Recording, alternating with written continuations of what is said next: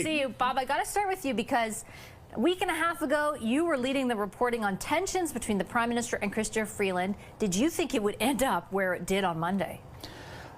Well, I wasn't sure how it was going to end up, but it had the smell of a Bill Morneau situation where he was forced out of the Prime Minister's office because they wanted to spend, and he was trying to push back on it. And that is exactly what was happening behind the scenes. In fact, I'm told that Ms. Freeland was telling people, look, I feel I'm being Bill Morneau'd here. And so, but I think it came out of the blue to her, too, even though she knew she was in trouble here. But the Prime Minister had assured her on December the 2nd in a meeting that she was his, nothing to worry about, I've got your back, I want you to be my finance minister, even though I want you to kind of handle Canada-U.S. relations. But when she got that Zoom call on last Friday, when they said to her that we want you to be replaced by Mark Carney, and we want you to have a role as a Canada-U.S. Special minister without any bureaucratic, no money, no. She knew that was the end. There was no outreach for her over the weekend, and she talked to a small group of her family and very small circle of friends, and called the Prime Minister up as he was sitting in his SUV. We're about to go into a cabinet meeting, and said, I'm out of here and I'm posting my resignation on X. And that resignation letter, I think, Nick, is truly what delineates the Freeland situation from the Morneau situation, right? Because though the same reasons might have, you know, to a certain degree pushed them out of their position, Bill Morneau kind of went out quietly. It was a few years before he wrote a book, and even in the book, his criticism was restrained to a certain degree of the Prime Minister. There was no restraint apparent in that letter that Chrystia Freeland posted. Well, there's no restraint, Vashi, but, you know, I think is generally recognized, I think, as a piece of a political masterpiece, that particular letter. You know, Chrystia Freeland articulated her differences and her disagreements with Justin Trudeau. She's still committed to running for the Liberal Party. She was very firm and measured. And, you know, the other thing that we haven't talked about is that, you know, the thing is that, you know, she obviously has stood up to Justin Trudeau, and there are other former women cabinet ministers, Jody Wilson-Raybould, you know, and so forth, that that have also kind of stepped up on principle to disagree with Justin Trudeau. So she knew exactly what she was doing, and you know what? She did the job. Like, if her objective was to protect her brand through that, to delineate and set on paper what she actually liked to see happen, and to distance herself from Justin Trudeau and to pin it on him.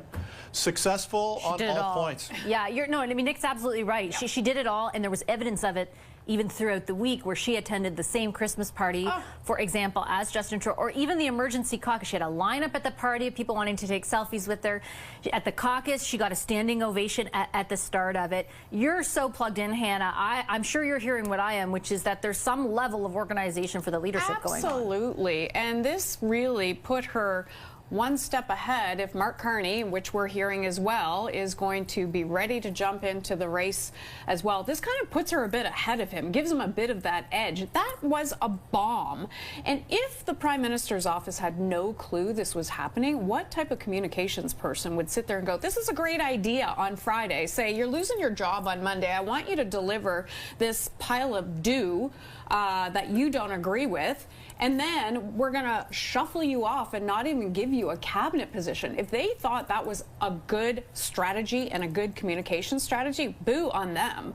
But also, yes, she is definitely going to put her name in the race. And my advice to her would be, when it comes to communications, we've always heard that maybe she isn't the best at that when it comes to Chrystia Freeland. Maybe I would suggest that everything she does from here on in is in a letter on social media, because, wow, she did a great job with that when it comes to getting her message across and having it resonate. The other sort of reason that, I'll get to you in 1 second, that people are speculating about a leadership run is because of the way that letter concluded, Bob, which was, I remain a Liberal MP and I'll be running for re-election. Well, first of all, she could hire Hannah to give her some media training, because she definitely needs some media training. She's obviously an accomplished and smart woman, but her communication skills, she tends to talk down to people. She needs to really work on that.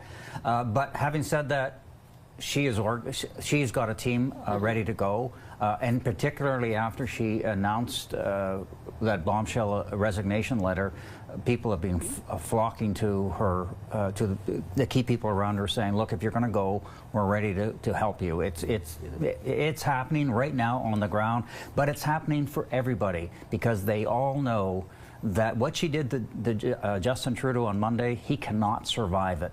Everybody's ramping up their leadership campaigns. And you know, the thing is this mistake was not a result of the brilliance of Pierre Poilievre and the Conservatives, like putting pressure on the Liberals or Justin Trudeau.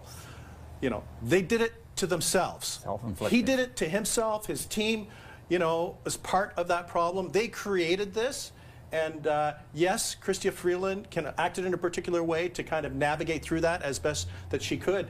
But you know, this is quite ironic for a government and a party specifically that thinks that it's a governing party, the Liberals, like they think you're a governing party. Well, they didn't look like a governing party this week.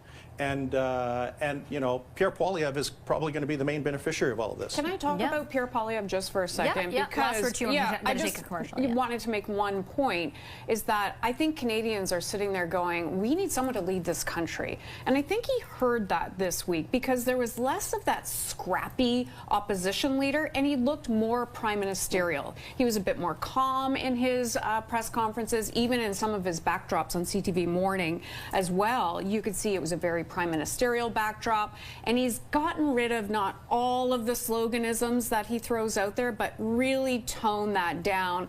Less of the red meat, trying to appeal more to the Canadian public to go, look, I could trust this guy to run the country. And even his comment in his press conference on Friday saying, look, we are not the 51st state that Donald Trump is saying. He goes, Donald Trump's making America #1, I'll make Canada #1. And I think a lot of Canadians sitting at home would be going, yes, we need someone to start talking like that.